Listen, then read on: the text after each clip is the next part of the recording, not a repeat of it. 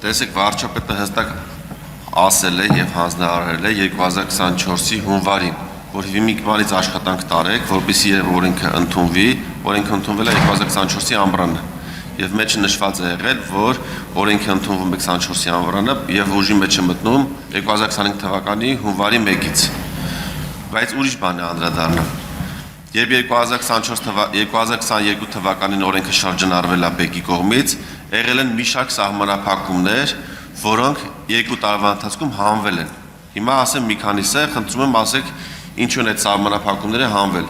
Քանի որ օպերատորի հիմնական խնդիրներից մեկը նաև նա է, որպեսզի մեր քաղաքացիների մասնակցությունը այս խաղերին, որը կործանարար է, սահմանափակվի։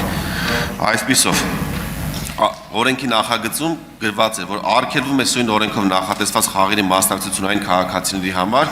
ովքեր օգտվում են պետական բյուջեի ֆինանսավորմամբ կամ համաֆինանսավորմամբ իրականացվող սուբվենցիոն որևէ ծրագրից։ Այս կետը հանվել է։ Արգելվում է պետական նպաստների մասին օրենքից օգտվող նպաստառուների մասնակցությունը խաղերին։ Սա նույնպես հանվել է։ Ավարտեք։ Այն անձանց, ովքեր գտնվում են սնանկության վարույթում, այս անձանց խաղերի մասնակցությունը նույնպես արգելվում է, այս կետը նույնպես հանվել է։ Այն անձինք ավարտում եմ, այն անձինք երկու կետ եմ նշում շատ կարճ, այն անձինք, ում սպառողական վարկի ընդհանուր ծավալը գերազանցում է տարեկան եկամուտի 40%-ը, նրանց մասնակցությունը նույնպես արգելվում է, այս կետը նույնպես հանվել է։ Կենսաթոշակային տարիքը լրացած քաղաքացիների մասնակցությունը մոլախաղերին նույնպես արգելվում էր, այս կետը նույնպես հանվել է։ Եվ 6-րդ ավարտում եմ վերջի կետը։ Անջատեք խոսափողը, համեցեք։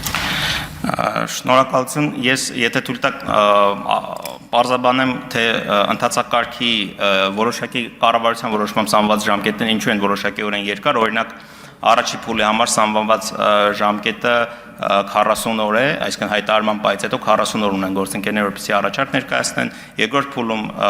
առաջարկի հարցումը ներկայացնելու համար ունեն եւս 2 ամիս, որպեսզի առաջարկ ներկայացնեն, առաջարկի հարցումը հրապարակելու համար եւս կա որոշակի ժամկետներ։ Ինչի են այդ ժամկետները նման տրամաբանությամբ նախատեսված եւ սա բացառիկ դեպք չէ մեր պարագայում, սա միջազգային ընդունված պրակտիկա, օրինակ եթե նայենք ՎԶԲ կամ միջազգային այլ բանկերի, համաշխարհային բանկի մրցակցական ընթացակարգերը, նման ընթացակարգեր նախատեսված են ինչի համար, որպեսզի մասնավոր հատվածը ժամանակ ունենա ծանոթանալ այն պահանջներին եւ ժամանակ ունենա համապատասխան պատրաստվել այդ պահանջներով համապատասխան առաջարկներ ներկայացնելու։ Եթե նման ժամկետներ չեն տրվում, ապա իրատեսական չէ ակնկալել մասնավոր հատվածից adekvat արձագանք։ Ժամկետները դրա համար են տրվել։ Ինչ վերաբերում է սահմանափակումներին, սահմանափակումները կարծում եմ նախագծի փուլում են հանվել, կներեք ժամանակը։ Միտքը ավարտեք։ Նախագծ ենթադրում եմ նախագծից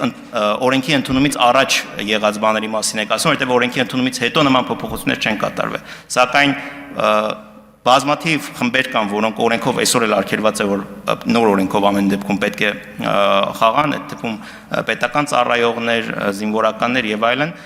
այդ ամենի կարգավորման հենց նպատակով էլ ներդրվում է խաղային կարգավորման մասին օպերատորը, ներդրումից հետո բնականաբար եթե կարիք կլինի նոր խմբեր ավելացնել, ազգային ժողովը կարող է նախաձեռնել համապատասխան փոփոխություն։